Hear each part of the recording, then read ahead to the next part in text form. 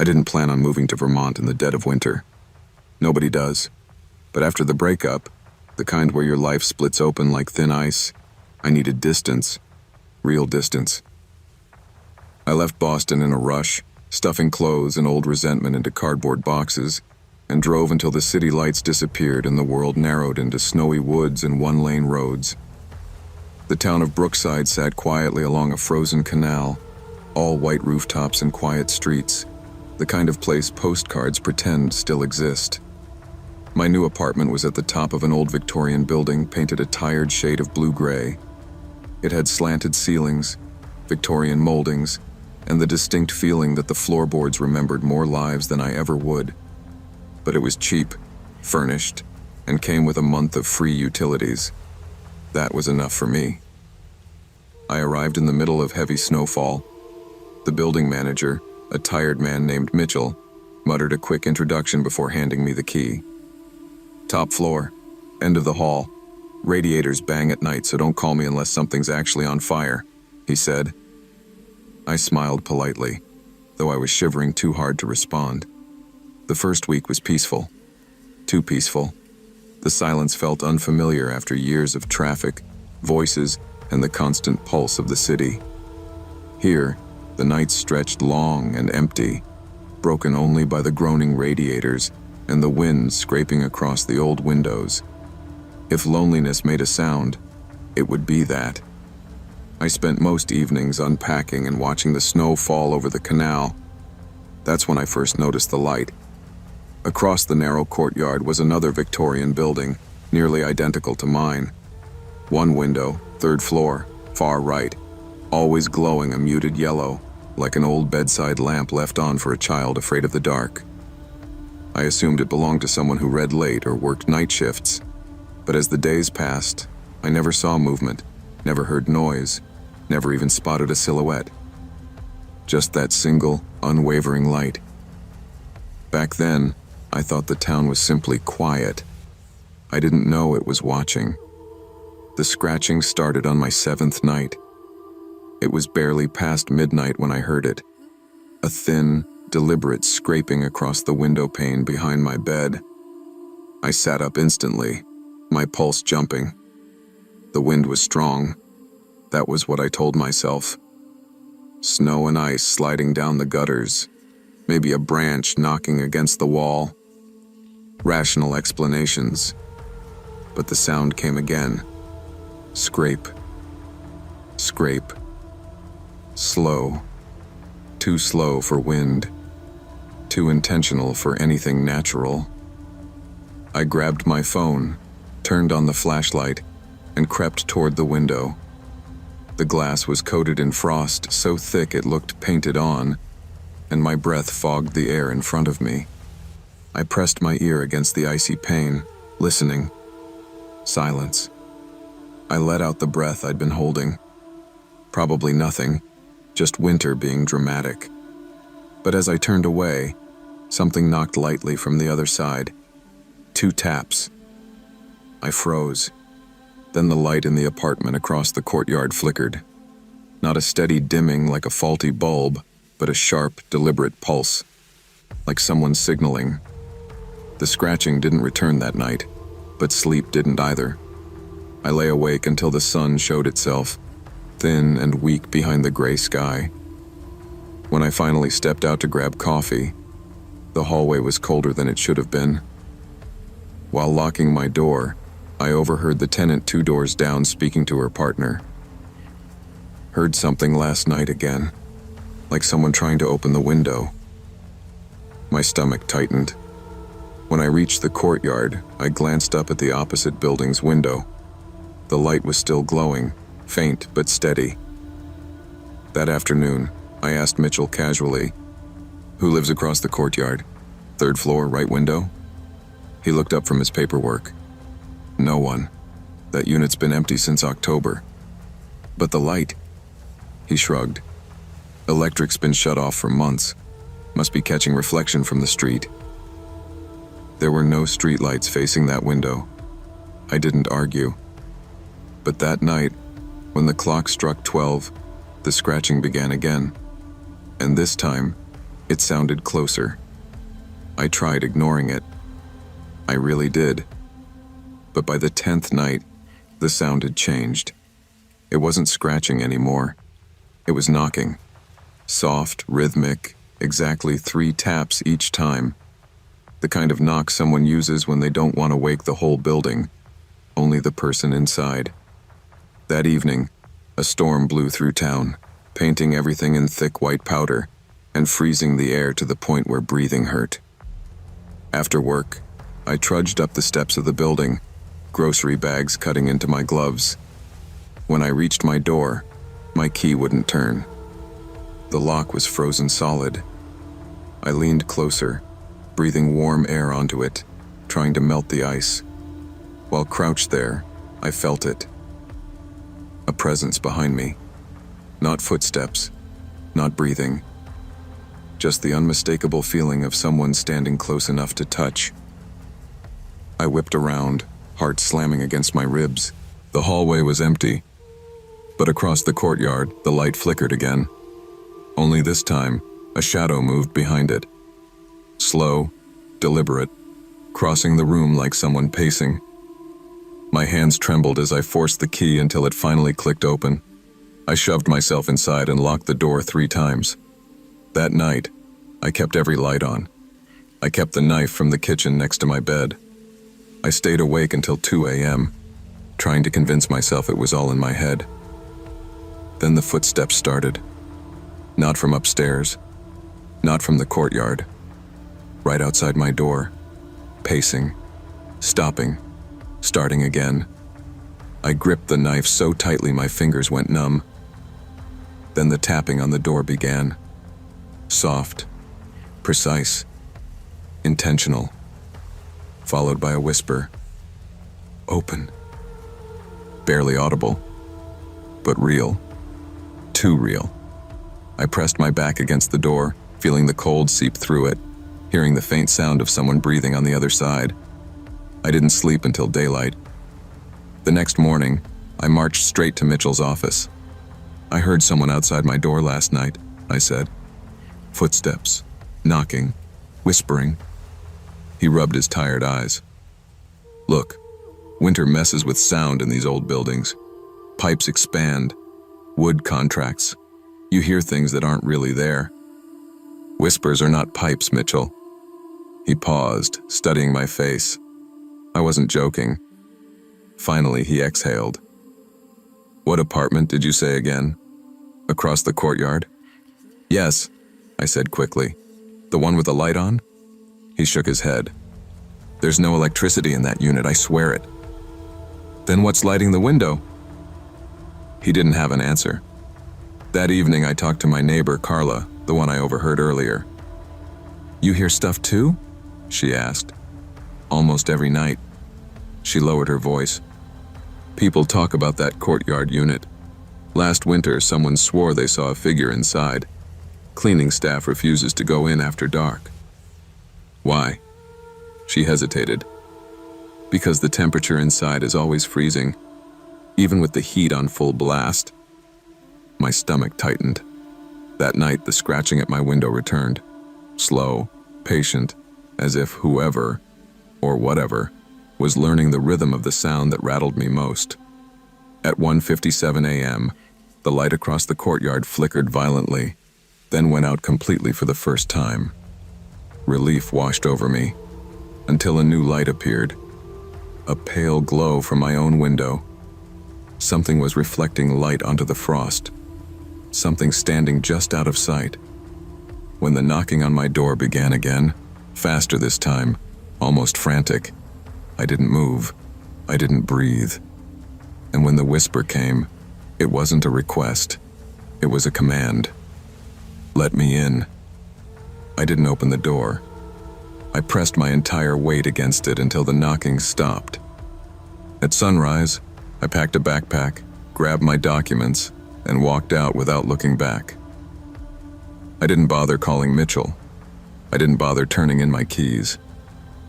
I spent the next few nights in a motel on the edge of town, its thin walls and buzzing heater more comforting than the silence of that Victorian building.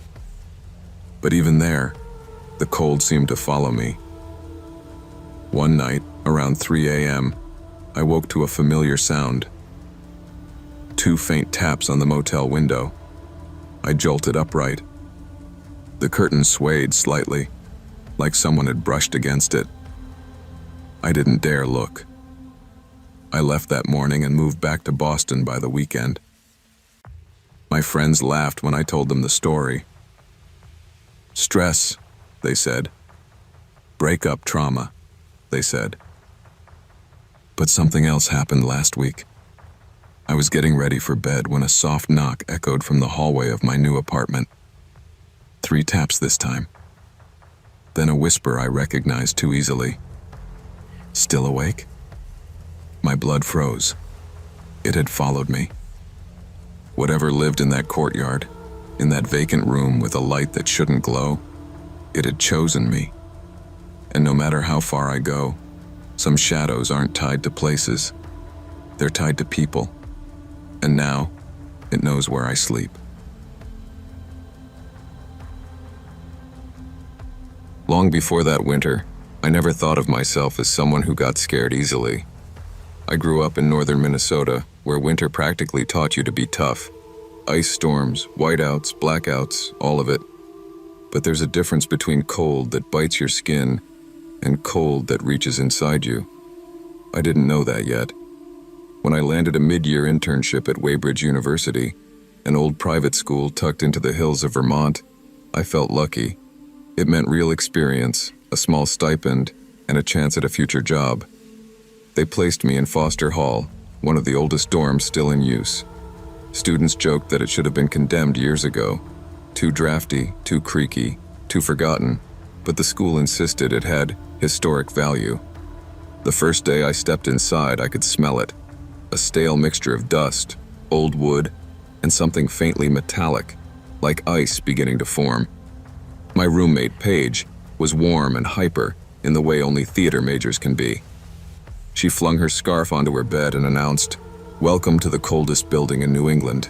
If we survive, we deserve an A." I laughed, but the chill in the hallway didn't feel normal. That week, the temperature plummeted to single digits. The radiators coughed more than they warmed. At night, the frost on the windows thickened into patterns that looked almost intentional. Loops, arcs, crooked lines like long fingers dragging downward. I kept telling myself it was just the building settling, pipes shrinking in the cold, wind slipping through gaps in the old brick. But on the 3rd night, something changed. Paige texted she'd be staying out late with friends and not to wait up. I nodded to the empty room, triple-locked the door, and left the tiny nightlight glowing on the desk. I buried myself under blankets and listened to the halls groan under the frozen weight of the night. I didn't know then that, before morning came, something would glide into my room, something colder than the wind, quieter than snow falling, and I would never look at winter the same way again. It must have been around 2 a.m. when I woke up, though my phone screen was too bright for my eyes to read the exact time. I drifted between dream and waking, unsure why I had snapped out of sleep. The room felt colder than when I'd gone to bed, cold enough that my breath made a thin fog in front of me. That's when I noticed it. A shape, dark, tall, vaguely human, stood near the door. I didn't sit up. I couldn't. It felt like my body had been poured into the mattress, frozen into it. My limbs were heavy, numb, locked in place. My heartbeat hammered loud enough I wondered if the thing could hear it. The figure didn't move at first. It hovered, as if listening. Then it began gliding across the frost-laced floor. No footsteps, no sound, just a slow, silent drift. "Paige?" I whispered, even though I already knew it wasn't her. It didn't respond. The air thickened, colder and heavier the closer it came, as if it was carrying winter inside it. The nightlight flickered when it reached the foot of my bed. I couldn't make out the features, only the outline of a person standing just inches from me. The dark seemed to cling to it, like it was wrapped in shadow instead of clothing. I tried to scream. Nothing came out. My throat locked. The figure leaned forward, its presence filling the space above me. For a moment, everything felt suspended. My breath, the room, even time. Then it vanished. Not walked away, not faded, just gone. The air rushed back into my lungs so fast I coughed. My fingers tingled painfully as sensation returned. I scrambled up, flicking on the lamp with shaking hands. The room was empty. But the door I had triple locked, was cracked open, just enough for a sliver of hallway air to slip in, carrying a faint, icy breeze. I stayed awake until sunrise, wrapped in blankets, staring at the door as if it might open further. By morning, the room looked normal again. The frost on the windows had melted into watery streaks, and the radiator produced just enough heat to make the air breathable. But I couldn't shake what I'd seen. Paige stumbled in around 10, wearing sunglasses and smelling like cheap beer. "You look like death," she said, dropping onto her bed. "Someone was in the room last night," I whispered. The door was open. She lifted an eyebrow. "Did you check your locks?" I triple-checked them. And the door magically unlocked itself. She laughed, but it felt forced. "I'm serious, Paige." She sat up, her face softening. "Okay, tell me what happened." I told her everything. The shadow, the cold, the way it leaned over me. She listened quietly, fingers twisting the edge of her blanket. "Yeah, no," she finally said. "That's sleep paralysis. Has to be." Sleep paralysis doesn't unlock doors. She didn't have an answer for that. Later that day, I mentioned the cold drafts to a student named Mark at the dining hall. He glanced around before leaning closer. "You're in Foster Hall, right?" "Yeah." He lowered his voice. "People hear things in that building. Whispers, footsteps, tapping windows even when the weather's calm." "Like ghost stories?" "No one wants to call it that," he said. "But ask around. You're not the first." I did ask around, and the stories came out reluctantly. "I saw a shadow near the stairwell once. Thought it was another student, but it vanished when I got close. The windows freeze over only in some rooms, not others, like cold pockets move around. I heard someone breathing in my closet. The building felt different after that. Not haunted exactly, just watched. That night when the temperature dropped again, I stuffed a towel under the door, locked it, then locked it again, hands trembling. Paige was out late again. Around midnight, I heard a whisper through the vent. Not words, just the sound of someone exhaling icy air. I stayed awake until dawn. 2 nights later, the temperature dropped to 0. My phone buzzed with a campus alert. Heating system temporarily malfunctioning, extra blankets available in lobby. Great. Exactly what Foster Hall needed. More cold. Paige left after dinner, promising she'd be back before midnight. "You gonna be okay?" she asked, pulling on her boots. I hesitated. "Yeah." She must have seen something in my face because she squeezed my arm before leaving. "Lock up. I'll text you." I locked the door the moment she stepped into the hall. The building felt unusually quiet. Even the pipes seemed frozen silent. The only sound was the wind pushing against the windows, making them tremble. I layered 2 sweatshirts, wrapped myself in blankets, and kept my lamp on. Around 1:50 a.m., I dozed off, and at 2:04, according to the clock on my phone, I woke to that same paralyzing cold.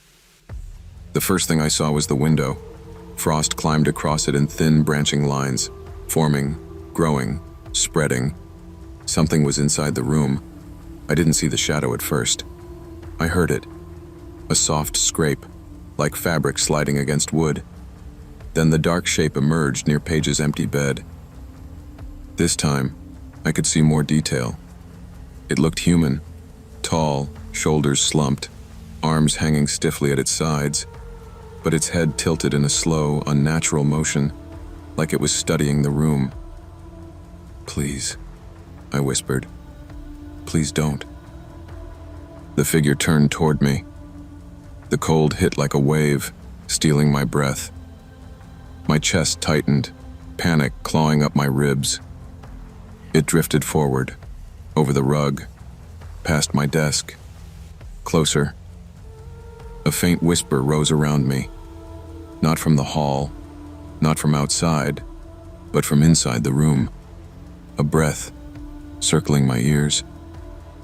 Then the figure reached the foot of my bed and bent forward. For the first time, I saw a glimpse of its face. Not features, not eyes, just darkness. A hollow shape where a face should be. And then, something knocked in the hallway. A sharp, hurried rap. The figure straightened, froze, then dissolved into the air like smoke whisked away by wind. The knock came again. "Hey, let me in!"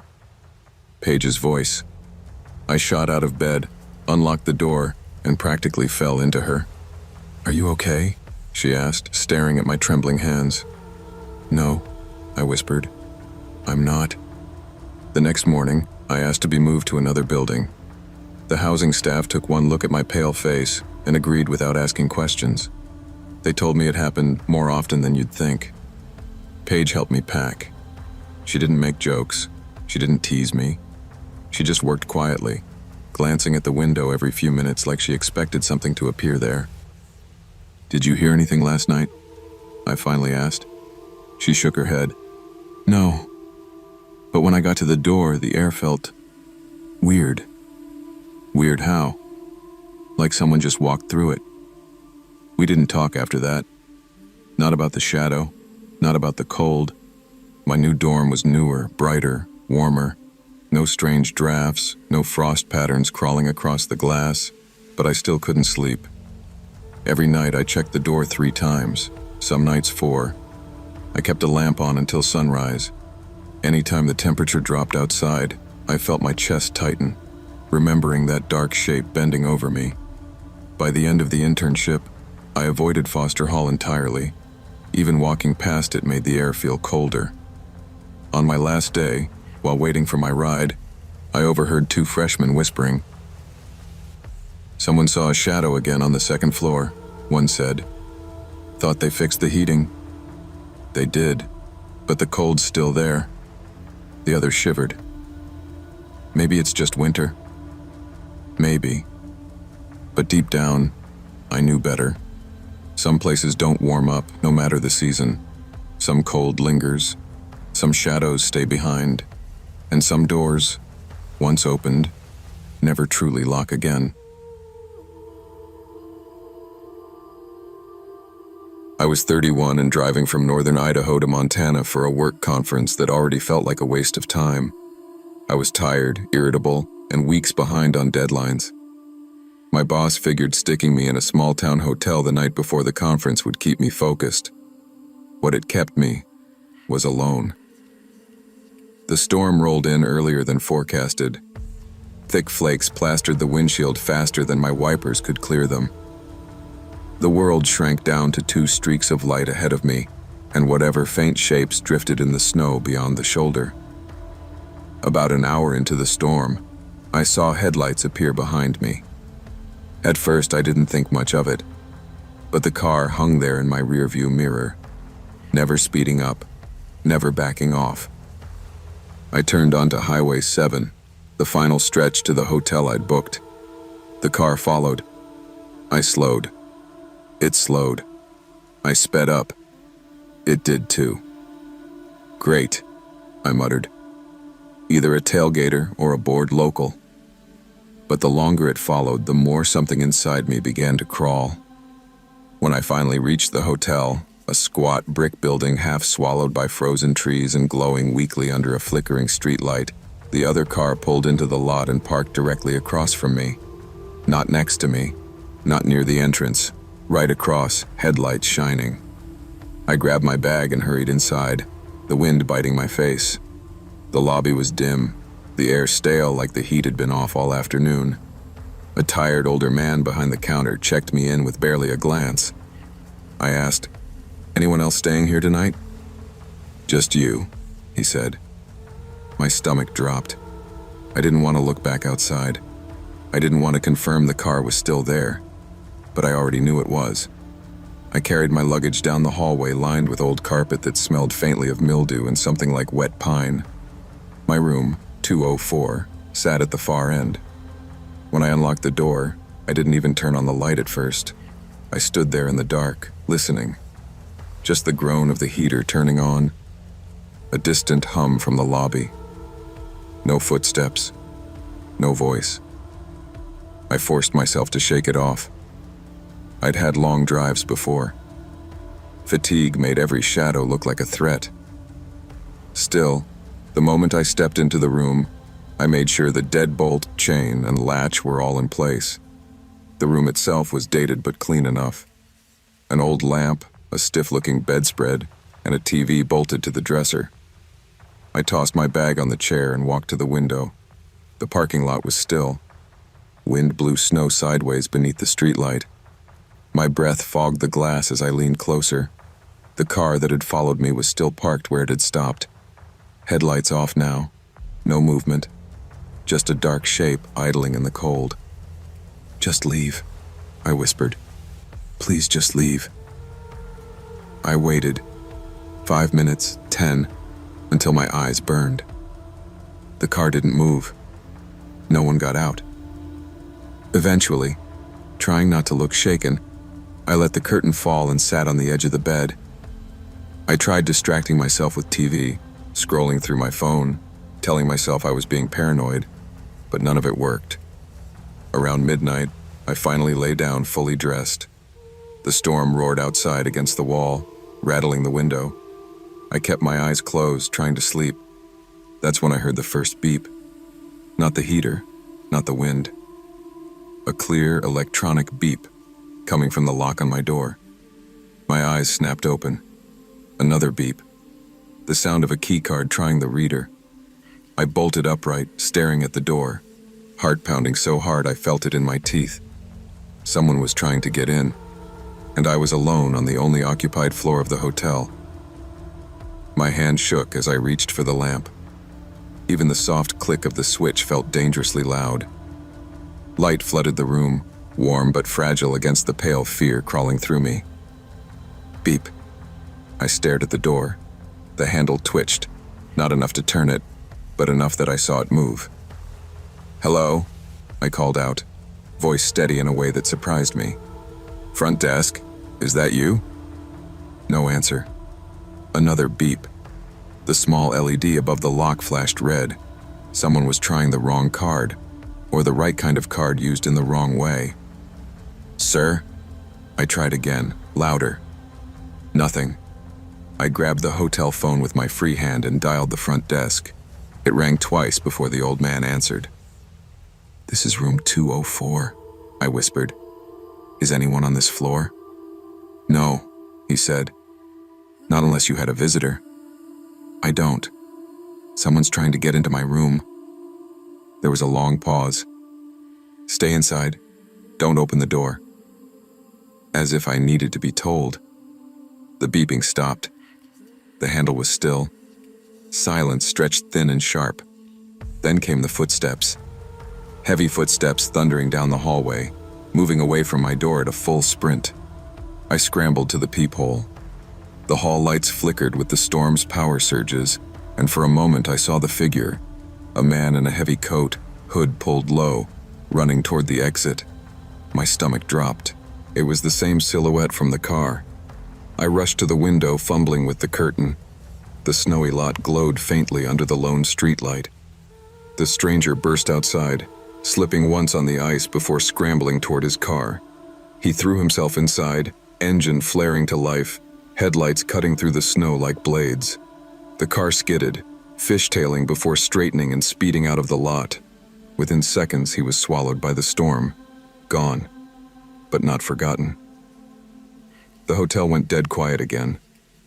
I sat on the bed, hands shaking, listening for more footsteps, more beeps, More anything. Nothing happened. The storm eased. My breathing slowed. But sleep didn't come. I didn't feel safe. Not in that hotel. Not in that room. Not anywhere near that highway. Something told me this wasn't over.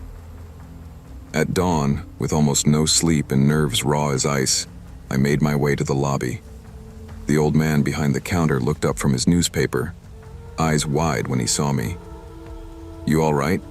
he asked. "No," I admitted. "Did you see the cameras? Did you get footage of the guy on my floor?" He slowly shook his head. "Power flickered too much last night. Cameras reset. Didn't record anything."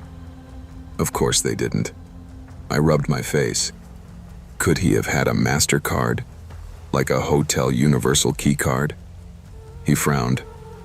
"Not unless he stole one. Those only work for maintenance and management." "So, it's possible?" His silence was answer enough. I checked out with shaky hands. When I stepped outside, the cold sliced through my clothes, bitter and unwelcoming. My footprints from the night before had nearly vanished in the fresh snow, but his tire tracks were still there. Deep, fast, panicked. I loaded my bag into my car, but before getting in, I glanced around the lot. I half expected to see the strange car pulling back in, or the hooded man standing between the frozen trees. Nothing. Just the hollow quiet of a place too empty to feel safe. I drove off, gripping the wheel so tightly my knuckles went white. For the first 20 miles, I checked my mirror compulsively, terrified of seeing those headlights again. When I finally reached the next town, I pulled into a diner and ordered coffee. My hands still shook. While waiting, I pulled out my phone and Googled something I'd never thought to search before. Fake universal hotel keycards. Articles filled the screen. Cheap devices sold online that could unlock older hotel systems within seconds. Videos, tutorials, news stories about travelers waking up to intruders standing in their rooms. I swallowed hard. The man hadn't been confused, or tired, or at the wrong door. He'd known exactly what he was doing, and he had followed me for hours to do it. I made it to the conference, though I spent most of it staring out the window at the parking lot instead of listening to the speakers. By the time it ended, I'd already decided to skip my second night at the hotel and drive straight home. The organizers didn't argue. I must have looked like hell. The drive back was easier. The storm had passed, the sky clear, the roads finally plowed. Still, I never relaxed. Not once. Every time I saw headlights behind me, my throat tightened. I kept telling myself, "It's over. He's gone. You're safe." But that's the kind of thing you say when the truth would ruin you. What ruined me was the moment I stopped for gas in a small town 3 hours from home. As I pumped fuel, I scanned the lot the way I now did without thinking. A car drove by on the far side of the road. Same shape, same make, same dent on the rear bumper.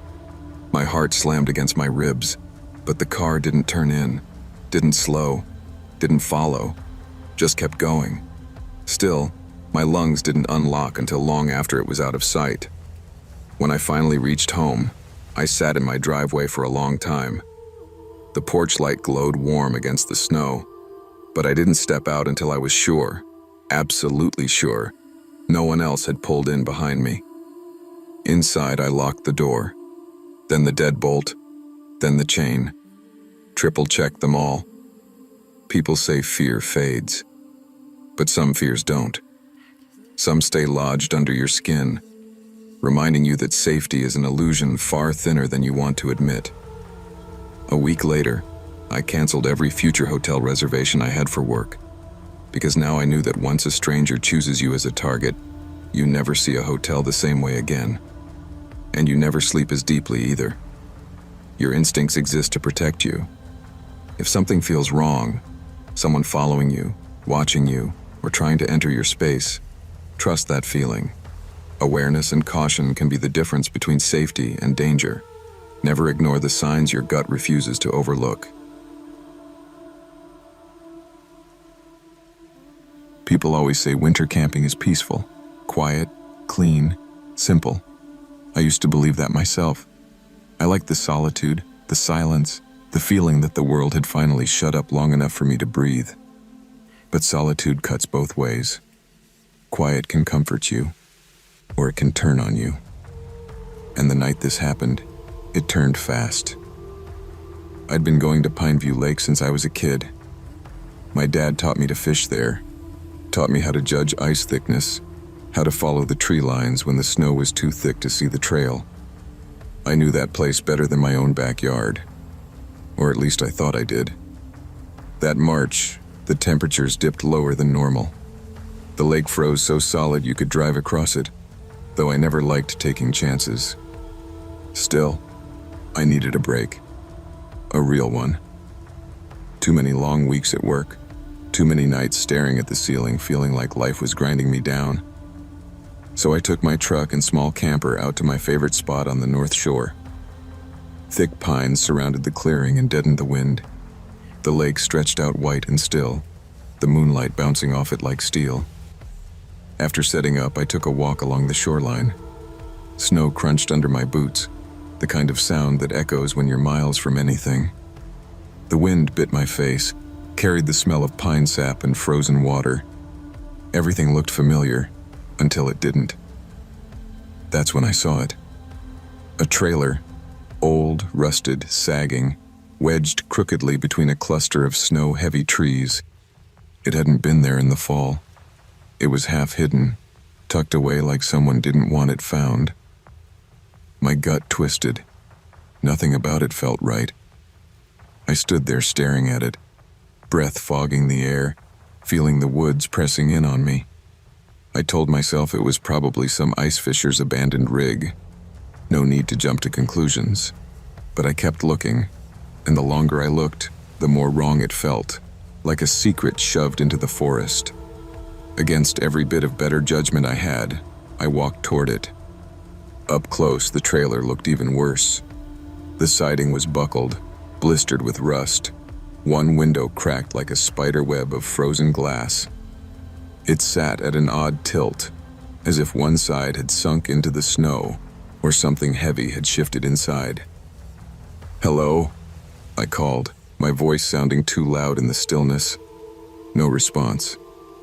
I knocked, gentle at first, then harder. The hollow thump vibrated through the frozen air. Still nothing. No stirring, no lights, no movement. I pressed my ear to the door. Nothing but the distant groan of wind pushing through branches.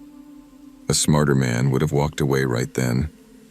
But curiosity is a dangerous thing, especially when you're alone in a place you believe you know. I circled the trailer, crunching through snow piled nearly to my knees in drifts. Tracks, boot prints, led to the door, but none led away. "Okay, that's not great," I muttered. The prints were old, edges softened by snowfall, but still distinct enough to see their shape. Someone had come here intentionally, and for whatever reason, hadn't left. A cold shiver crawled up the back of my neck. I tried the door. Locked. Not frozen. Locked.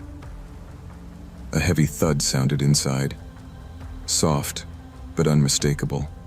Like something shifting. I jerked back so fast I lost my footing, landing hard in the snow. My pulse hammered in my throat. I listened, barely breathing. But nothing else came from inside. No second thud. No footsteps. Just silence swallowing the woods again. "All right," I whispered to myself, brushing snow off my coat. That's enough weirdness for one night. I retreated toward my campsite, glancing over my shoulder every few steps. The trailer stood there quiet, half hidden under sagging pines, looking dead, yet somehow waiting. By the time I returned to my fire, the sun had dipped, the sky turning that bruised purple that comes before total darkness. I told myself I'd ignore the trailer, enjoy my night, eat my food, warm up by the flames. But even as I sat by the fire, coat thawing, fingers wrapped around a steaming mug, I couldn't shake the feeling that the forest around me had changed. like something else was awake in it now, and it knew I'd found its hiding place. Night in the woods is different from night anywhere else. It settles heavier, moves slower. Sound travels weirdly, bouncing between trees and coming back twisted. But even with all that, I know the difference between an animal and a person. And the steps I heard behind me were human. Slow, careful, deliberate. I froze with my cup halfway to my lips, staring into the flames. The crunching came from the dark tree line behind my camper, soft but steady. I didn't want to turn around, but I forced myself. Nothing, just shadows between the trunks, shifting in the firelight. "Anyone out there?" I called, trying to sound casual. The footsteps stopped. My skin crawled. A thin ribbon of cold wind slipped through the clearing and my fire hissed as sparks jumped. I grabbed my flashlight and pointed it toward the trees. That's when I saw it. A faint white glow weaving between the branches, like a flashlight or a lantern. "Hey!" I shouted. "You all right?"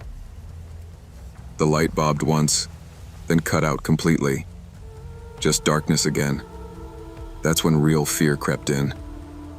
I backed toward the camper, keeping the flashlight trained on the trees. My breath came out in sharp white bursts. Okay. Just thinking," I whispered. "Probably a hiker, or some ice fisher checking traps. But hikers don't kill their light when they hear a voice, and trappers don't sneak." I threw more wood on the fire, the flames climbing higher, warming the space behind me. But the woods stayed dark, too dark. Then the steps returned, closer, softer. My nerves snapped. I spun around and yelled, "I know you're there! Just say something!" Nothing spoke, nothing moved. But I knew I wasn't alone. My flashlight caught something low to the ground. Prints, fresh tracks in the snow. Not mine, not boots. Wider, heavier. They came from the direction of the trailer. And now they circled my campsite. Every instinct in me screamed the same thing. "You need to leave, now." I grabbed the loose gear lying near the fire and shoved it all into the camper without bothering to organize anything. My hands shook, gloves slipping on metal buckles as I rushed. Behind me, a branch cracked. A single, sharp snap. That was enough. I slammed the camper door shut, threw myself into the truck and started the engine. I didn't look back, not even once. The trail out from Pineview Lake is narrow, winding between trees and ditches that fill with snow so deep you could disappear in one. I didn't care. I punched the gas harder than I should have, tires fishtailing on the icy ruts as the camper thumped behind me. The headlights carved through the swirling snow, but everything felt too close. The trees, the shadows, the dark. My rearview mirror was nothing but a smear of white, and yet I kept glancing at it, terrified I'd see a second pair of headlights behind me. My hands gripped the wheel so tight my knuckles burned. The adrenaline cut through the cold, through the panic, through everything except the pounding thought in my head. Someone was watching me. Someone was out there with me. And I don't know how long they'd been hiding in those woods. Halfway down the trail, I hit a deep drift. The truck lurched. The camper skidded sideways, the whole rig tilting like it might flip. I screamed a curse, easing off the gas and letting the tires bite into the snow before accelerating again. Just keep moving. Just get away. When I finally reached the paved county road, the relief hit so hard my eyes stung. I didn't stop until I reached town, pulling into a gas station lit up like a beacon. Only then did I let myself breathe. Only then did I look back. Nothing behind me. Nothing following. But somehow, it didn't feel like I'd escaped anything. It felt like I'd left something unfinished. Something that wasn't supposed to be found. I slept at home that night on the living room couch with every light on. And even then, Every distant sound outside made my heart jump. By morning, I'd convinced myself I overreacted, that it was probably some hermit, some hunter, someone who didn't like visitors, something bizarre but explainable. Then the police called, and everything got worse. The officer on the phone sounded cautious, like he wasn't sure how much to say. "You camp up at Pineview Lake last night?" "Yeah," I said. "Why?" "We got a call this morning. A hiker found drag marks. Thought it might be connected to something." My stomach dropped. Drag marks from what? That's what we're trying to figure out. I met them at the trail entrance an hour later. 2 cruisers, 3 officers, the wind cutting through their jackets just like it had mine the night before. They led me in on snowshoes, retracing my tire tracks until we reached the clearing.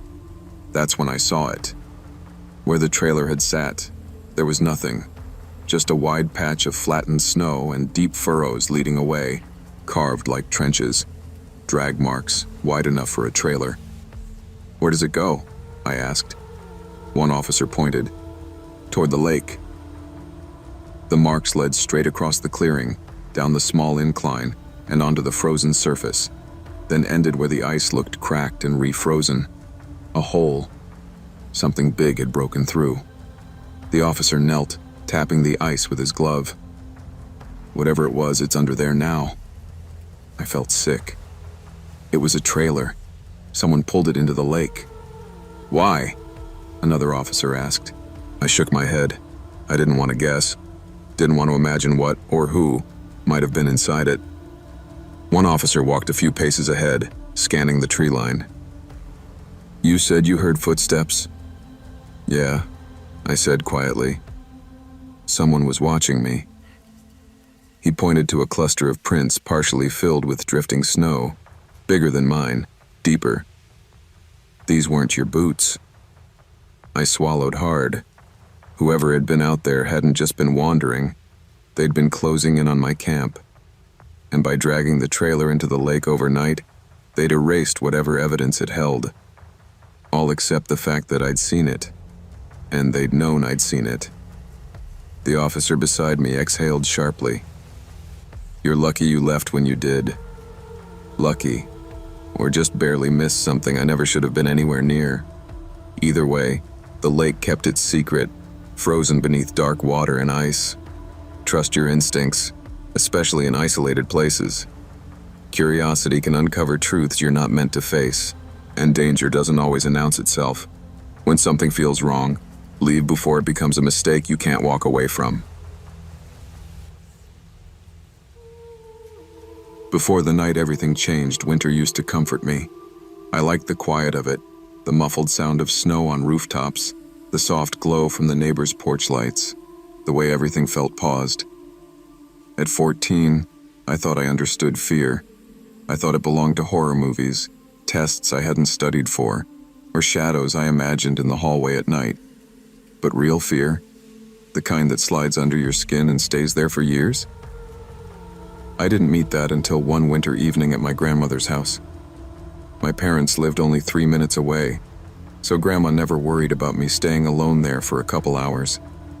Her house sat on an acre of land, ringed by tall pines that bowed under the weight of frost. The place had always felt safe, old but warm, with quilts on every chair and a wood stove that breathed softly through the night. That evening, snow drifted lazily past the windows. I kept one lamp on in the living room, reading while the house creaked and settled around me. Nothing seemed unusual, until the doorbell rang. It wasn't a timid ring. It was sharp, urgent. It cut through the silence like a blade. I hesitated before standing. Nobody came this far out unless they meant to. The woods swallowed sound out here. Even cars seemed quieter. But curiosity pushed me toward the door. When I stepped onto the porch, a cold gust slapped my face. Snowflakes clung to my eyelashes. And then I saw him. A man, barefoot, wearing tattered clothes soaked through with melting frost, stood by the front gate. His skin looked pale, almost bluish. His eyes, blank, unfocused, reflected the weak porch light like two pieces of glass. He tilted his head. "Just checking the trees," he whispered, breath curling into the frozen air. My heartbeat slammed against my ribs. His voice sounded thin, brittle, wrong, like he didn't use it often, or like he wasn't sure how. Before I could respond, he reached for the gate latch with a trembling hand. Then slowly, too slowly, he turned and slipped back into the dark fringe of pine trees. I ran inside and locked the door, and for the first time in my life, winter didn't feel peaceful anymore. It felt like a warning. I didn't sleep well that night. Every crack of the house settling made me jerk awake, convinced he was standing outside the window, staring in. By morning, the snow had already covered most of the footprints he'd left near the gate. My parents brushed the incident off. Probably some lost traveler, they said. Someone confused, someone harmless. But I couldn't shake the image of his eyes. Empty. Cold. Searching for something I didn't want to know. The next afternoon, my friend Jenna came over to keep me company. We loved hanging out at Grandma's place, watching TV, eating junk food, whispering about school drama. By evening, we'd almost convinced ourselves my encounter was nothing but a weird misunderstanding. Then the footsteps began. Soft at first. Snow crunching somewhere behind the house. Slow, measured, deliberate. Jenna muted the TV. "Tell me that's a deer." I didn't answer. I already knew it wasn't. We leaned toward the window, peeking through a crack in the curtains. The yard was dim, lit only by the porch lamp and the faint spill of moonlight. The trees cast long shadows across the snow. Nothing moved, but the footsteps kept circling.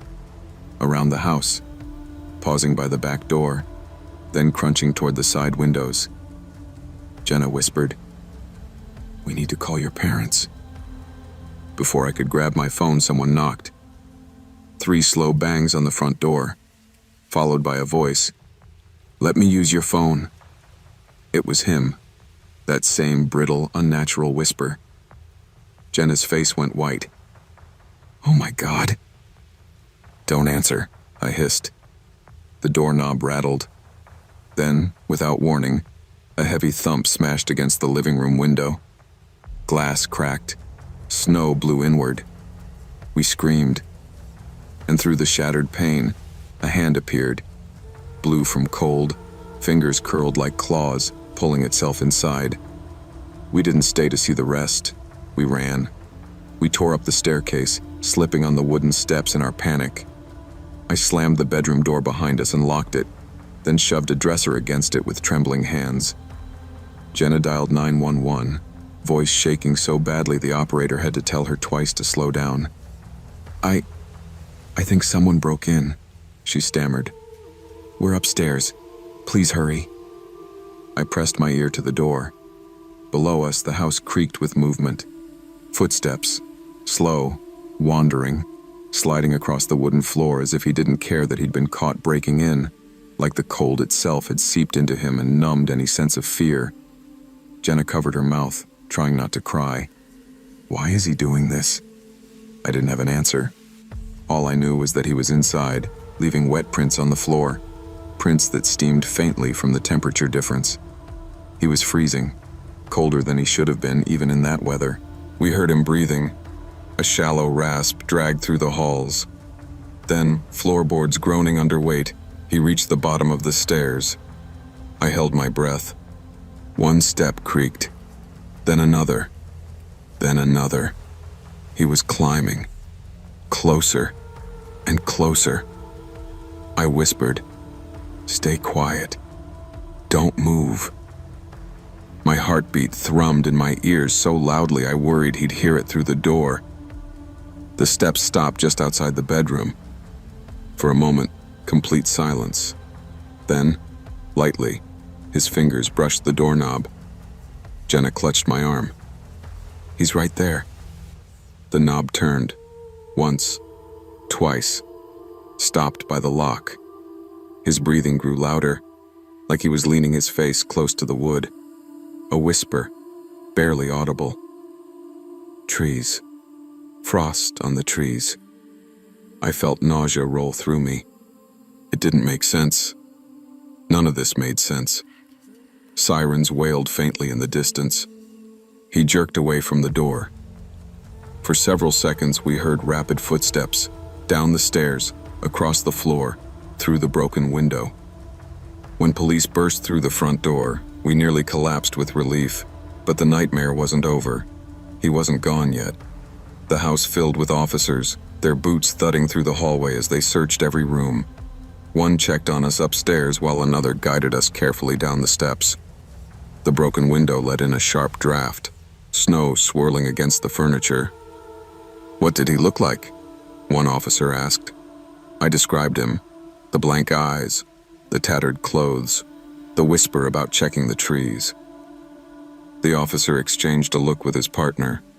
A search team combed the yard, calling out commands as their flashlights cut through the night.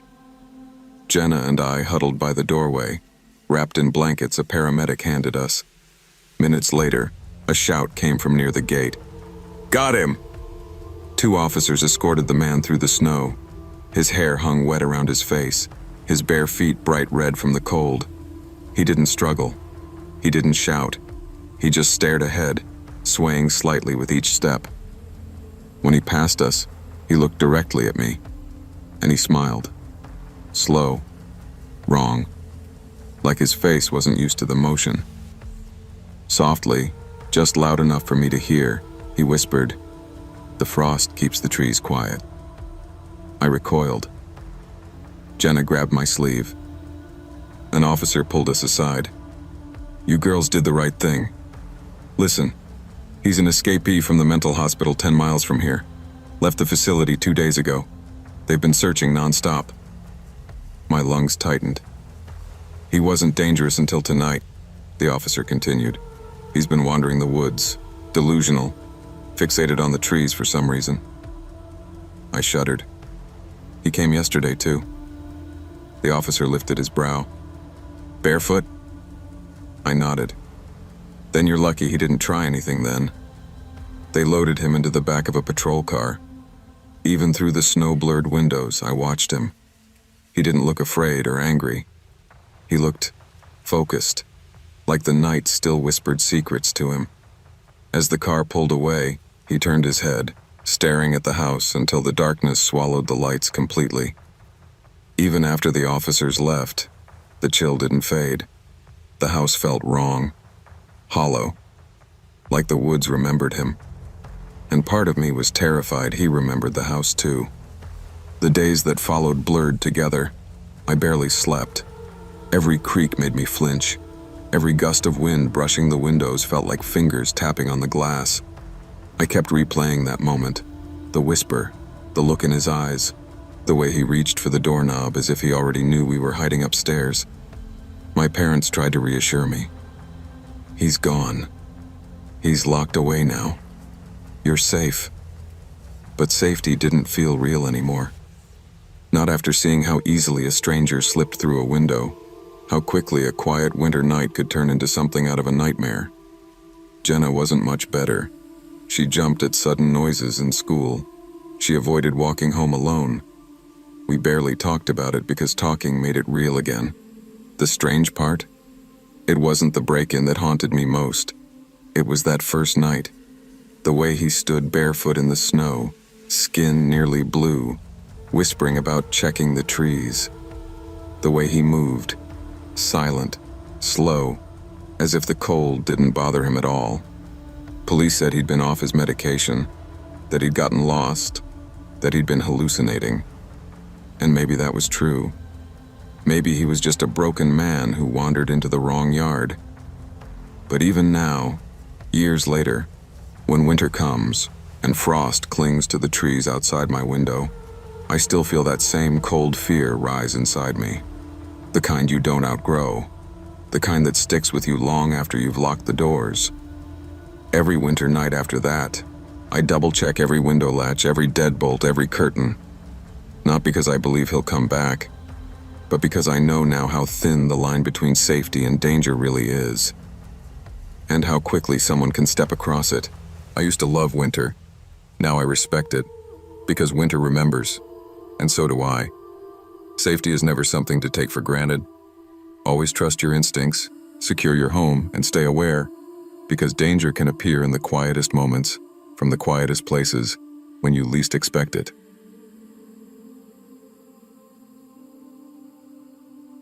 People don't think of Utah's deserts as cold, but winter out there is a different kind of brutal one that sneaks up on you, stings through your jacket, and settles in your bones. I hadn't meant to spend the season in a place where even the tumbleweeds froze in place, but life doesn't always unfold how you plan it. I'd been living out of my old van for months, driving odd job to odd job. When I landed an overnight position at a lonely gas station about 40 miles from the nearest town, I figured it was temporary, just enough to fill my tank, refill my savings, and keep moving before winter stranded me. The station sat in the middle of nowhere, surrounded by miles of white desert. At night, the wind came screaming across the open flats, rattling signs, shaking the steel pump handles, and making every sound feel sharper. By midnight, the world felt empty. No headlights, no engines, no voices, just the hum of the fluorescent lights buzzing above me, and the way the cold seemed to seep through the glass even from inside. Around 1 a.m., I was stocking shelves when I heard it, the crunch of tires on frozen gravel. A dark sedan slid into the lot, fishtailing just slightly before stopping near the pump closest to the store entrance. The door chimed and a man stepped inside. He whistled. Not a tune I recognized, just a slow, off-key pattern that didn't match anything. He drifted through the aisles with this erratic, lazy pace, picking items up and setting them down like he couldn't remember what he was looking for. After 10 minutes of watching him wander, I walked toward him. "You doing all right, man?" I asked, trying to sound casual. He looked at me with eyes that didn't blink often enough. "Flat tire," he said. "Need a look." The way he said it made something cold crawl up my spine. But I followed him anyway, stepping into the icy desert night. And instantly, I regretted it. The wind hit me first sharp and immediate, cutting through my hoodie like it was paper. The man walked ahead of me without flinching. He didn't hunch his shoulders, didn't shove his hands deeper into his jacket. He just moved with this stiff, determined stride, as if the cold didn't apply to him. His sedan sat under the only working streetlight in the lot. The bulb flickered occasionally, making his shadow jump in odd shapes behind him. He pointed at the rear tire. Right there. I crouched beside it, my knees pressing into the frozen gravel. I pressed my hand against the rubber. It was fully inflated, warm even, like he'd been driving a long while. "This tire's fine," I said, glancing up. He didn't look at the tire. He looked at me. Just stared. No expression, no acknowledgement. His hand stayed buried in his jacket pocket, gripping something tight enough that I saw his forearm tense beneath the fabric. A wave of unease hit me so intensely, I stood up too quickly, brushing off my hands. "Look, man," I said, stepping backward. "If you need help, we can call roadside assistance, but there's nothing wrong with the tire." He took a slow step toward me. Instinct told me to move. My throat tightened. The desert felt suddenly too big, too empty, and painfully silent. I backed toward the entrance, each breath turning to fog in front of me. But when I reached the door and pushed, he moved faster than I expected, blocking half the entrance with his arm stretched across the frame. "You live here?" he asked quietly. "No," I said. "Just working. Store's closing soon." He smiled a little, but it wasn't the kind of smile that reached the eyes, more like something he'd seen other people do and was mimicking without understanding. The wind whipped around us, the lights buzzed, the whole desert waited. Something was wrong with him, wrong in a way I couldn't name but could feel in every instinct I had left. And then, before I could decide what to do, he bolted, just turned and sprinted into the dark, his boots crunching across the frozen ground until the sound vanished completely. I stood there shaking, not from the cold, but from the realization that the night wasn't over. Not even close. The moment he disappeared into the darkness, the world around me went quiet again, too quiet. I stood frozen in the doorway, my breath fogging the air, listening for any sign he might come back.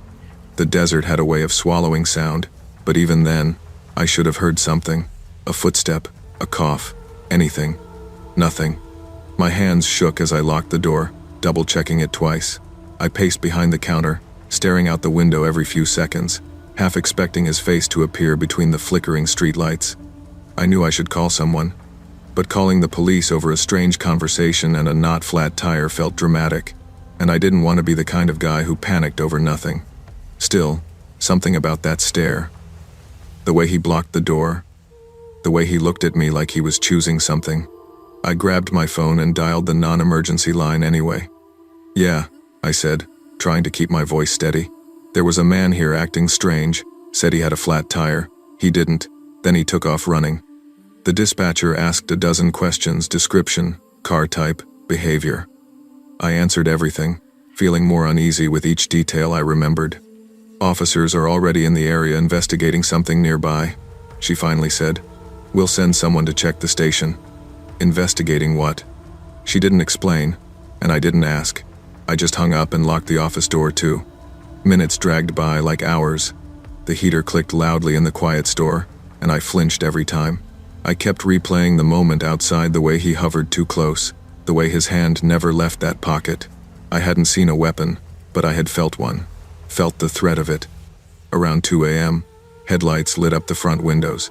A sheriff's SUV rolled into the lot, tires crunching that same frozen gravel. 2 officers stepped inside. "You the one who called?" one asked. I nodded. The other officer's radio crackled. "Suspect last seen heading northbound, possibly armed." Armed? The word made my stomach drop. "What's going on?" I asked. They exchanged a look.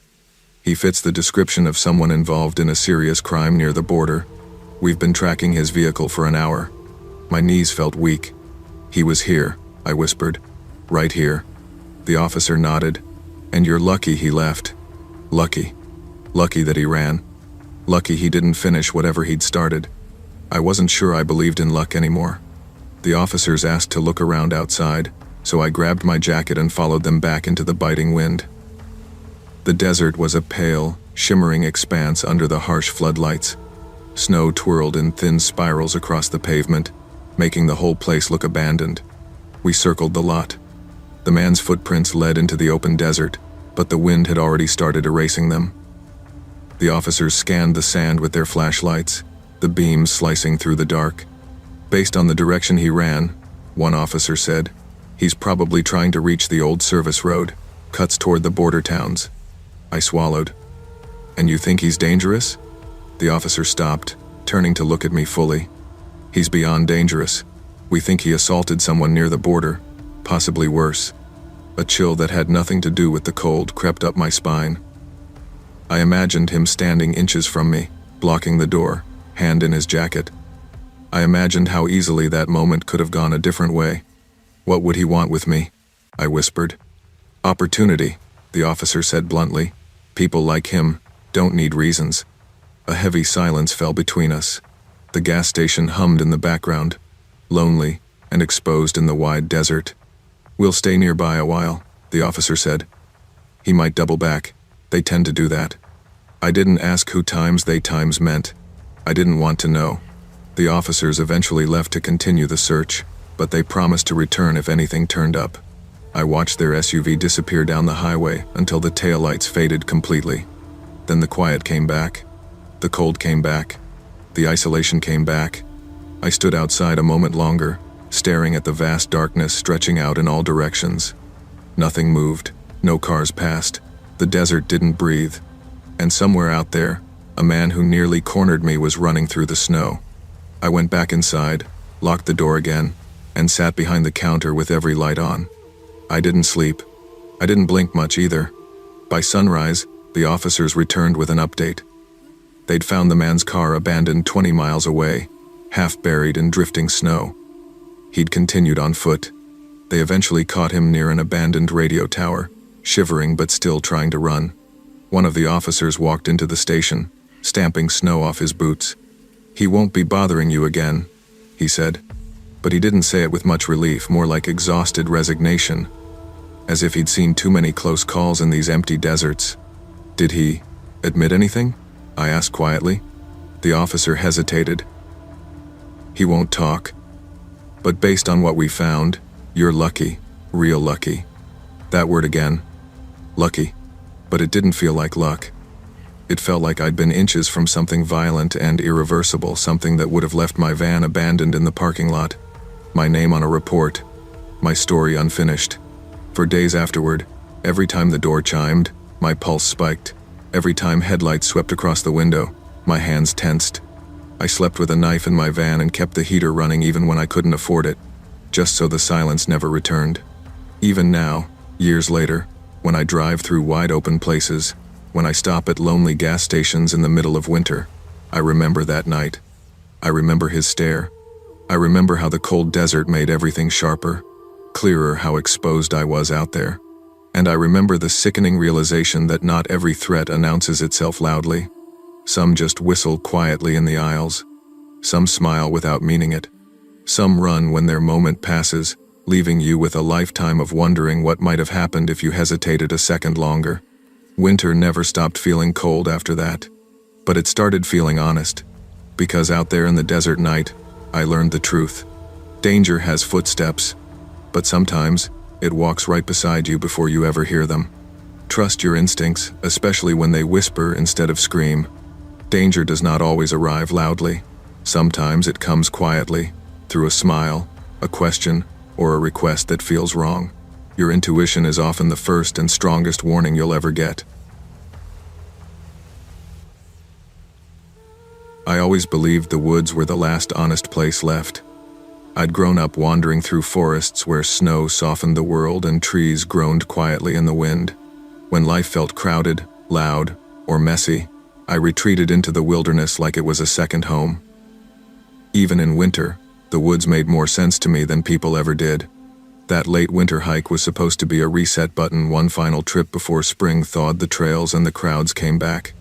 I chose a narrow, secluded path deep in the national forest, one so overgrown and ignored that most hikers didn't bother with it. That was exactly why I picked it. I didn't want company. I didn't want conversation. I wanted the kind of quiet that pressed against your ears and made you remember you were small in the best way possible. The trail was cloaked in snow that crunched beneath my boots. Every step felt crisp and deliberate. Frost clung to the branches like white lace, and the cold wind slipped through the trees in long, sighing breaths. I'd been hiking for hours when I saw it, a structure tucked between two leaning pines. An old cabin. A cabin I had never seen before. I stopped where the trail bent sharply and peered through the underbrush. The building sagged under its own weight. Its roof dipped inward. Shingles scattered across the snow. The doorway was nothing but a gaping black hole, the door long gone, leaving the interior exposed. I should have kept walking, but curiosity has a way of making you careless. The snow around the cabin looked disturbed, as if someone had been pacing or dragging something across the yard. Still, I stepped closer, drawn in by the strange stillness around it. The cabin looked like it hadn't been touched in decades. That's why the noise startled me so badly. A loud thump, sharp, violent, echoed from behind me. I spun around, and that's when I saw him. A man standing in the shadows, pale-faced, blank-eyed, unmoving, and every instinct I had told me I should have never come here alone. The man looked like he had stepped out of some forgotten era, ragged clothing, boots torn open at the seams, cheeks hollow, hair wild and matted. Snow clung to his sleeves like he'd been standing there for a long time. He didn't blink. He didn't speak. He didn't move. Just stared. My throat tightened as the icy wind cut between us. I managed a shaky whisper. Sorry. Sorry, I didn't know anyone was here. Still nothing. No reaction. His expression held that unsettling emptiness I've only seen in people who've lived too long with something dark gnawing at them. I lifted my hand slightly, trying to show I meant no harm. I'm just passing through. Didn't mean to disturb anything. His head tilted just a fraction, enough to make the hair on the back of my neck rise. I stepped backward, boot crunching loudly in the snow. He didn't follow, but the stillness around him felt like a trap waiting to be sprung. He blended into the cabin's shadow too easily, as if he'd come from it. I'll be going now, I murmured. His eyes tracked me, but he never moved. The moment I broke the cabin's perimeter and stepped onto the trail again, I turned and walked. Not fast, not slow, just steady. I didn't dare look back for the first several minutes, not until my nerves forced me to. When I finally glanced over my shoulder, the clearing was empty. No man, no movement, just the cabin sitting there like a mouth waiting to swallow something. But the snow told a different story. Fresh prints behind mine. Not close yet, but close enough that he'd taken a few steps after I turned away. My pulse thundered. I faced the trail again and quickened my pace. Every so often, I checked the snow behind me, looking for new prints, new signs he might be following. Nothing. Only the wind brushing through the trees and my own uncertainty chewing at me. By dusk, I forced myself to set up camp miles away, convincing myself I'd overreacted. But fear has a way of correcting you in the dead of night. Because that man hadn't stayed by the cabin, and he wasn't done watching me. When the sun dropped behind the ridge, the temperature plummeted fast. I pitched my small backpacking tent beneath a cluster of pines, the ground packed with icy needles and wind-blown snow. I heated a small meal, forcing myself to relax. The rational side of me argued that the man was probably just a recluse, someone living off the grid, maybe even mentally ill or confused. Nothing more. But the woods felt different now, quieter, as if holding still. Eventually, exhaustion won over adrenaline. I slid into my sleeping bag, zipped the tent flap halfway for ventilation, and tried to sleep. I don't know how long I was out before a faint crunch jolted me awake. Not branches, not wind, footsteps. Slow, deliberate, right outside my tent. My pulse spiked instantly. My eyes adjusted to the moonlit silhouette of the fabric. Shadows shifted soft at first, then sharper. Then something leaned into view. A face, pressed close to the half-open flap, staring in. Moonlight caught his eyes just right, making them look reflective, glassy. His breath didn't fog the air the way mine did. He was too still, too controlled. For a moment, neither of us moved. Then he did something that chilled me more than the cold ever could. He smiled just slightly, like he was satisfied I'd woken up. I jerked upright, gasping. The moment I made noise, he stepped back, melting into the shadows between the trees with this unnatural quiet. I fumbled for my flashlight, hand shaking so badly I dropped it twice. When I finally got it on and shined it outside, the beam revealed only empty forest. A few footprints circled the tent in chaotic loops, then disappeared into the dark. He'd been walking around me as I slept, circling, watching. I didn't pack up. I didn't waste a second. I tore down camp as fast as I ever have in my life, shoving everything into my pack in a frantic mess. The trees closed around me as I began the long trek back. Every sound felt like a footfall. Every shadow looked like a man. And the trail suddenly felt too narrow, too isolated, for anything good to happen next. The trail was barely visible in the moonlight, but I didn't dare wait until morning. My boots skidded on icy roots as I pushed through the narrow path I had been so proud to choose earlier. Now it felt like a trap, two walls of trees closing around me, funneling me forward with nowhere to hide if he reappeared. My breath plumed in front of me in frantic bursts. Every few yards, I glanced back, expecting to see a figure emerging from the dark, but the forest stayed stubbornly empty. Still, I wasn't convinced he was gone. The strange thing was how the snow betrayed me. My prints were clear, deep, easy to follow. His, on the other hand, blurred into the terrain, soft marks in the powder that looked lighter, quicker, harder to track, like he knew how to move through the woods without being caught. The wind roared through the pines, sending showers of frost cascading onto the trail. Somewhere behind me, a branch snapped. I froze. "Hello?" I whispered, voice trembling. Silence. I backed up until my shoulder hit a tree. "Listen, I don't want any trouble," I called out. "I'm leaving. I'm gone." No response, just the long, low groan of old branches swaying. Maybe he was never there. Maybe my mind had created a monster out of loneliness and night. But then I saw it half hidden behind a log. A fresh footprint, bigger than mine, pointing toward me. I didn't think. I ran.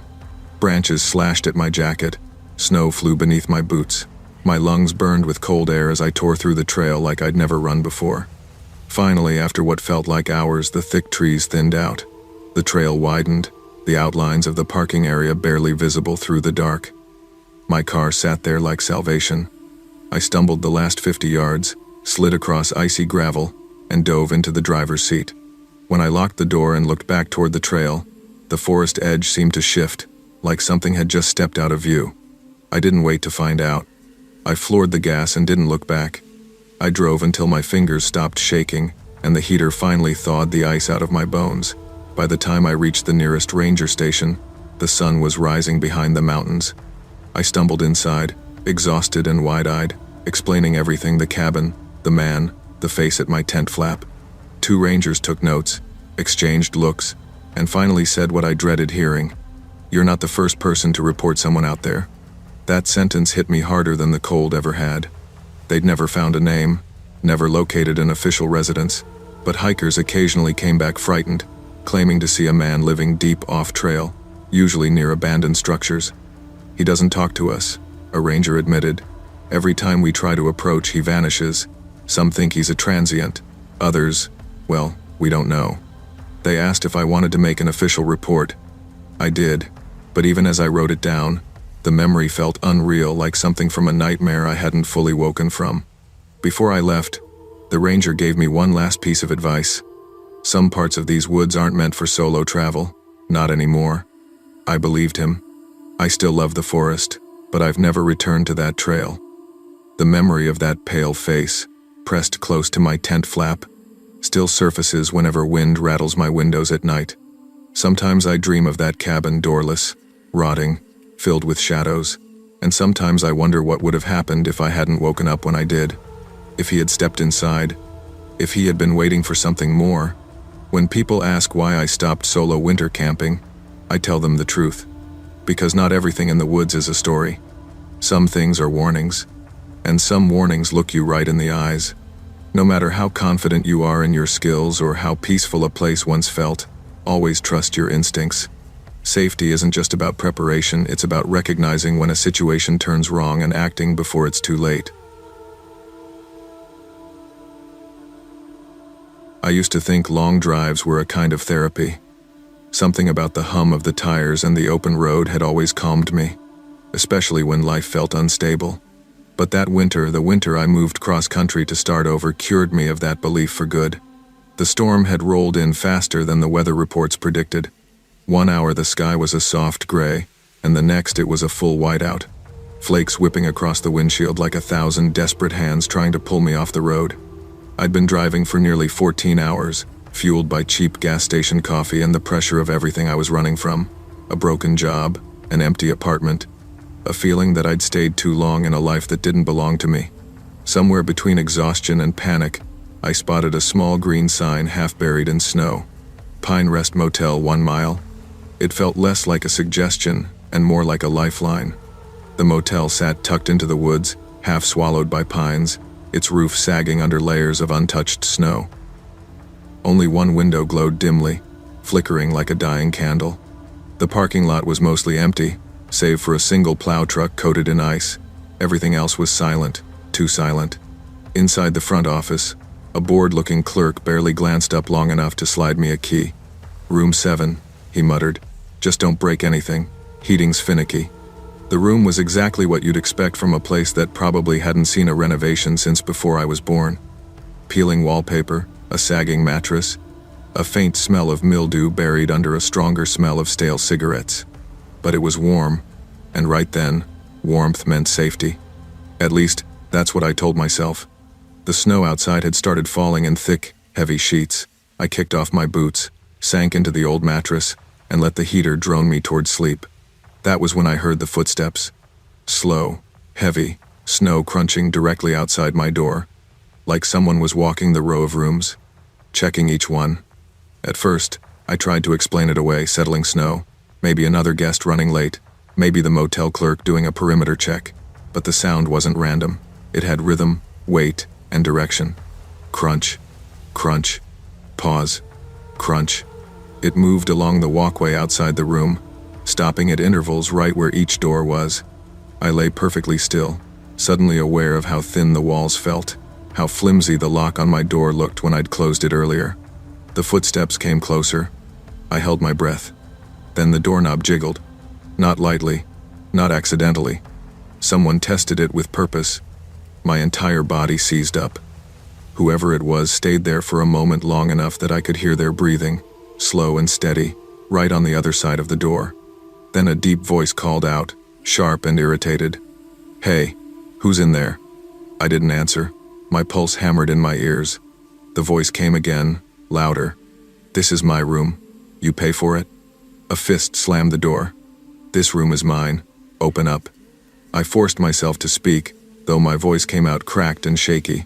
I got it from the front desk. You must have the wrong room." Silence. Then he tried the handle again, twisting hard. I stared at the deadbolt, praying it would hold. Seconds later, I heard the crunch of more footsteps approaching. Another man. His voice was lower, muffled, but the words were unmistakable. "Try it again. Move aside. I got something for it." Metal scraped against the lock. Something like a tool digging into the latch. That snapped me out of my frozen panic. I lunged forward, gripping the door with both hands just as the bigger man shoved against it. The whole frame rattled. "Open the door," he yelled. "No," I shouted back, pushing with all my weight. The men cursed under their breath. The metal tool clanged, slipping, and one of them hissed in pain. For a split second, they hesitated. Then the second voice muttered, "Forget it. Let's go." Their footsteps retreated into the night swift, angry, disappearing toward the end of the walkway. I waited, listening. The forest swallowed them whole. I backed away from the door and pressed my ear to the cold wall. Nothing. No footsteps. No low voices. Just the wind threading its way through the pines like a warning. I grabbed my phone and dialed 911. My hands shook so violently I dropped the phone twice before getting the call through. 2 men tried to break into my room, I told the dispatcher. They said it was theirs. They tried to pry the lock open. The dispatcher kept her tone calm, but I could hear the urgency tightening each question. "Are you safe right now?" "Yes." "Are they inside?" "No." "Stay on the line. Officers are on the way." The next 20 minutes stretched into something unrecognizable, half fear, half disbelief. Part of me kept expecting the handle to twist again, for the door to burst inward, for that deep voice to return with something worse than threats. Instead, the only thing I heard was the blizzard hammering the walls. When headlights finally swept across the snow outside my window, I nearly collapsed with relief. I rushed out to meet the officers, my breath fogging the frigid air. "There's no car?" I asked when they said the lot was empty. "Just yours," one officer replied, "and the plow truck." "But they were here, I heard them. They tried to." "We believe you," the officer interrupted gently, "but their tracks don't start anywhere near the road." "What does that mean?" He aimed his flashlight toward the tree line. Fresh footprints punched through the snow, leading directly into the forest. No tire marks, no signs of a vehicle ever being there. "They came from the woods," he said, and went back into them. Something cold and heavy settled in my chest. The officers swept the area, scouring the nearby rooms, the office, the tree line. Nothing. Not a trace of the 2 men who had tried to force their way into my room. By the time they finished, the storm had grown too severe for them to stay longer. They told me to keep the door locked, call immediately if I heard anything else, and wait out the night. I did, but sleep was out of the question. At dawn, the storm eased. The officers returned to do a broader search before I checked out. I followed them outside, the cold biting my lungs with every breath. The footprints were even clearer in daylight, 2 sets, large, deep, moving along the row of motel rooms. Each stopped at a door. Each tested a handle. My room last. "They did this systematically," one officer said. "They were looking for an easy entry." "But where did they come from?" I asked. The officer pointed his gloved hand beyond the building. There. The tracks led behind the motel into a dense thicket of pines. The snow was piled waist deep. No sane person would walk through it without snow gear or a clear destination. Except, these men had. The officers followed the tracks for almost a mile before returning, their faces tight. "Find anything?" I asked. "An old fire pit," one answered. "And what looked like a temporary shelter." My skin prickled. "So they were living out there?" "Looks that way." The idea of those men lurking in the woods watching the motel, watching the guests, waiting for the right night, made the air feel even colder. The officers helped me gather my things. I checked out without seeing the clerk again. The office was empty, the heater still humming behind the counter. It felt abandoned, like no one had been in there for hours. Before getting into my car, one officer placed a hand on my shoulder. "You got lucky," he said. "Whatever they wanted, it wasn't just a room." I nodded, throat tight. Driving away, I looked at the motel shrinking in my rear view, a lonely structure swallowed by trees, by winter, by something far darker. A trap. And I had walked right into it. The further I drove from the motel, the more the world seemed to thaw, not physically, but mentally. The storm eased, sunlight broke through, and the road stretched ahead like a clean slate. But my nerves stayed tangled. Every noise made me flinch. Every glance at the rearview mirror felt like a check for figures emerging from the woods. My brain replayed the moment the men shoved against the door, the guttural sounds of their breathing, the metal tool scraping, the unspoken threat in the way they moved. Hours later, at a busier gas station off the highway, I finally stopped and tried to process the night. A woman filling her tank beside me noticed my shaking hands. "You all right?" she asked kindly. I forced a weak smile. "Long night. You never want to stay in the tiny places during winter," she warned. "Too many people know they're isolated." Her words cut a little deeper than she intended. That night taught me something I hadn't understood before. Isolation doesn't just mean quiet or peace. It also means vulnerability. Out there, in the frozen woods, I could have vanished without a trace. No cameras, no witnesses, no chance. And those men, they weren't passing through. They were living there, waiting. I wondered how many nights they'd spent watching the motel from the trees, studying the lights, the doors, the vulnerable guests, just looking for rest. I didn't feel lucky. I felt spared.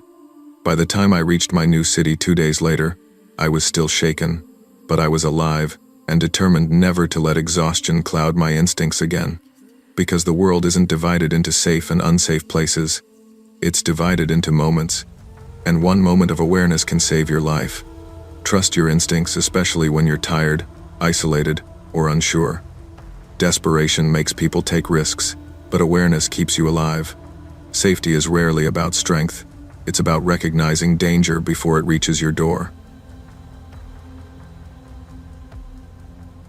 I've always believed that the night a person remembers most is never announced. It doesn't arrive with a warning or a sense of doom. It just walks in quietly, sits itself down in the middle of your life, and waits for you to notice. That's how it was for me, 28 years old, exhausted, stubborn, and too proud to admit I should have closed early instead of trying to be the hero during a monster of a snowstorm. I'd been the night manager at a small-town 24-hour fast food place just off Interstate 91.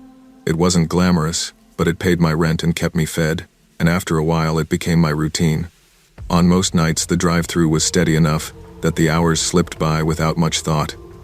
But that night, the sky had opened like it was trying to bury the world.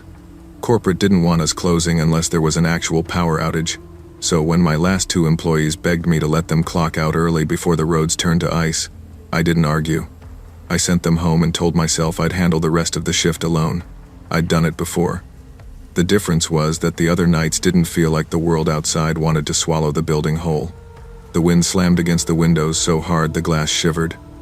Snowflakes hummed across the metal siding like sand against a tin can. The parking lot lights were nothing but faint blurs behind walls of white. If the world had ended outside, I wouldn't have known. I was wiping down the front counter when the first bang hit. A sharp, violent thud rattled the front glass doors, echoing off the empty booths. I froze, cloth in hand. The second hit was harder, more desperate. Through the frost-slicked doors, a shadow leaned forward, breath fogging the glass from the outside. A man, a large one, wearing a coat crusted with snow and sleeves soaked to the elbows. "Hey," I shouted, stepping toward the door. "Dining room's closed, drive-through only." He didn't move, didn't turn, didn't respond. He just pressed his face closer, smearing frost with the side of his cheek as if trying to look past me, or into me. His eyes were pale and strange. I couldn't tell if he was angry, freezing, or just wrong. I backed away, my pulse thudding through my neck. Alone in the building, no backup, no customers, only me and the storm and a stranger who didn't seem to care that he wasn't supposed to be inside. I didn't know it yet, but that was only the beginning. "Sir, you need to go around to the drive-through window," I repeated, louder this time, trying to inject some authority into a voice that definitely didn't feel authoritative. "I can't unlock the doors." He still didn't acknowledge me, not even a nod. Just that same slow breathing against the door, fog blooming around the shape of his face. The lights above him flickered, creating a strobe effect that made him look like he was shifting in and out of reality. I grabbed my radio out of habit before remembering there was no one left to hear me. The dining area was darker than usual, the storm outside choking out most of the security lights. I reached for my phone in my pocket, just in case, though I didn't call anyone yet. I still wanted to believe it was just some freezing guy looking for shelter. "Sir," I tried again, "you can't be back here. If you need help, I can call someone." Something about that finally made him move. His head snapped toward me so fast it looked unnatural, like a marionette tugged by invisible strings. Our eyes met through the glass, and something tightened in my gut. His lips moved, but I couldn't hear anything through the glass, only the muffled groan of the storm. "I can't hear you," I said, inching backward. Then he slammed his fist against the door again, hard enough that I took a full step back. The boom rang through the empty lobby like thunder. His other hand clawed at the door handle even though the inside lock was bolted. He rattled it over and over, shoulders jerking like he expected the metal to bend. That's when the fear switched from, "This is weird," to, "This is dangerous." I retreated behind the counter, never taking my eyes off him. That's when he stopped abruptly. His head tilted to the side, listening to something I couldn't hear. Then slowly, deliberately, he walked away from the door. I exhaled, relieved, but the relief was short-lived. The drive-through camera screen blinked once, static washing over the image. When the picture returned, the drive-through lane was empty. He hadn't gone to his car. In fact, I hadn't seen a car at all. I leaned closer to the monitor, squinting at the swirling snow. "Where the hell did you go?" A rattling noise crawled down the back wall of the building. It sounded like metal being dragged against metal. I walked to the rear of the store, each footstep echoing far too loudly. Above the soda storage room was a maintenance ladder on the outside wall, a ladder almost no one knew about except employees. The sound came from that direction. Something or someone was climbing. Panic built like smoke in my chest. I ran to the back door and threw the deadbolt shut. Wind howled. Snow hit the roof in waves, and over all of it, I heard footsteps, not on the ground, on the roof. Slow, heavy, deliberate. I wasn't alone anymore. I don't remember deciding to move.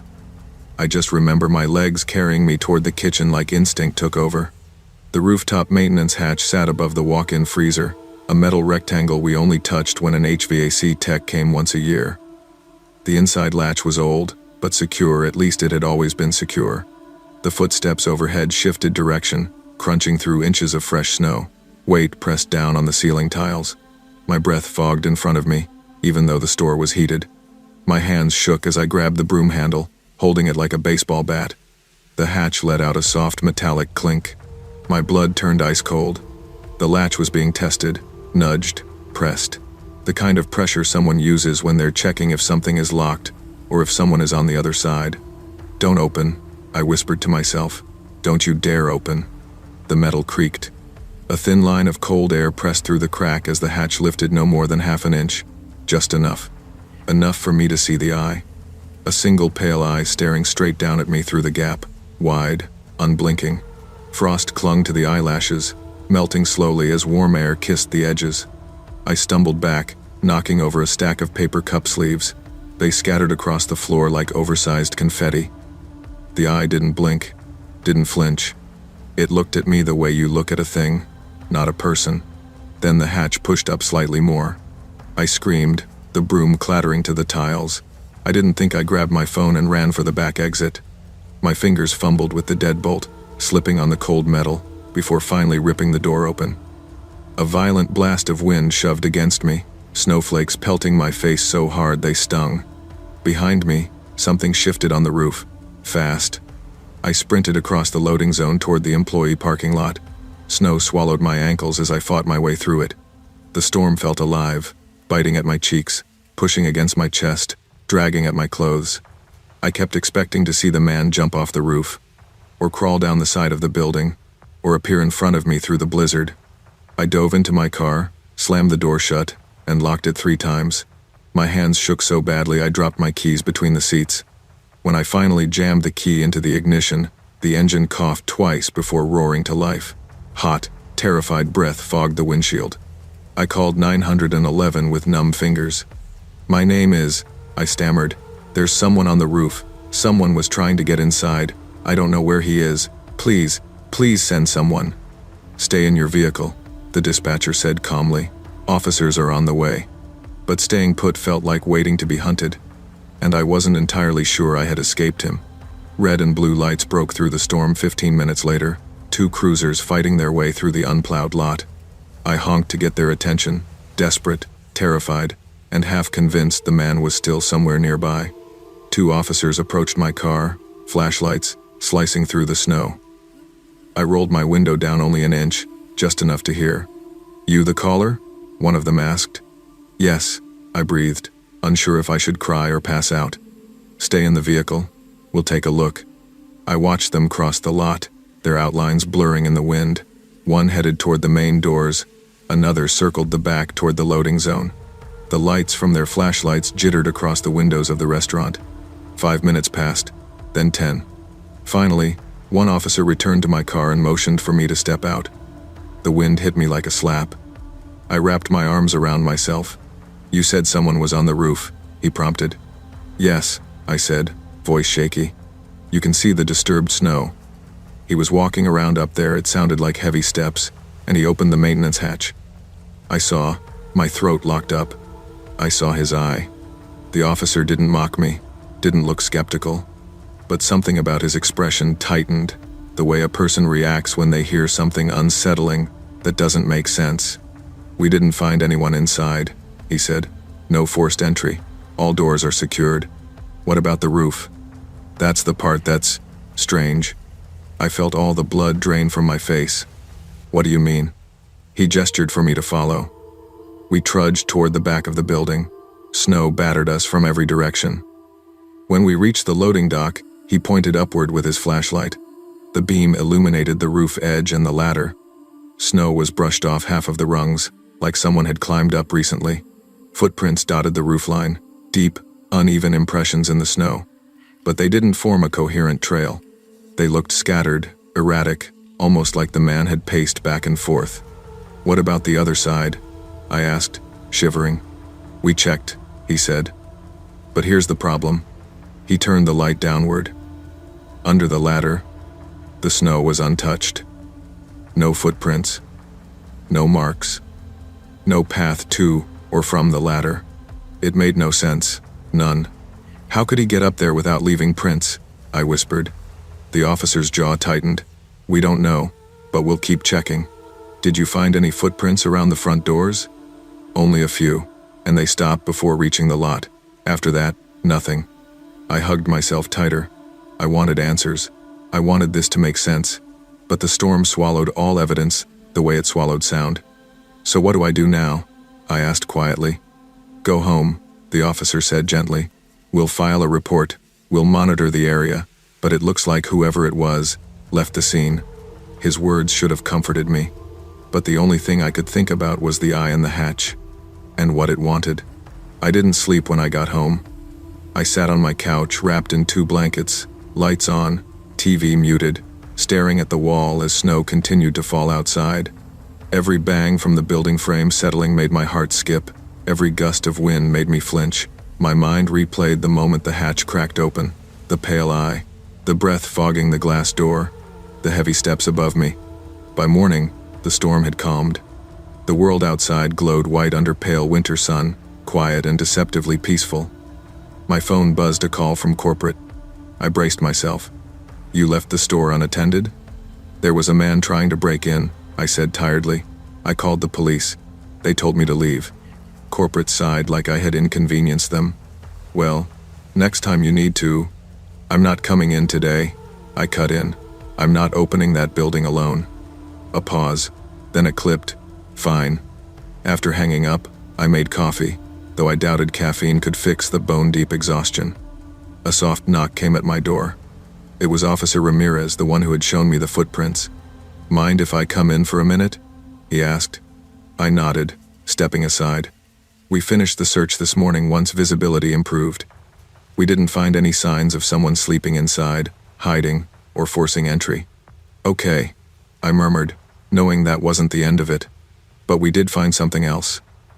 He reached into his coat pocket and pulled out a small evidence bag. Inside was something thin and pale. A torn strip of fabric, frozen stiff. "We found this caught on the edge of the roof hatch," he said. "The material looks old, very old." I swallowed hard. "You still think it was a person, right?" He hesitated, and that hesitation spoke louder than words. "We think someone was trying to scare you. People do strange things during storms. But you don't know for sure?" "No," he admitted. "We don't."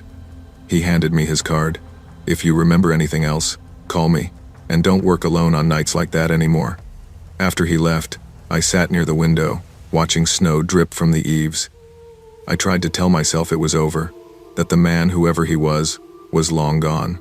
But part of me knew better, because sometimes people don't break in to steal, or hurt, or even get warm. Sometimes they break in just to see the fear in your eyes, and sometimes they don't break in at all. They just watch.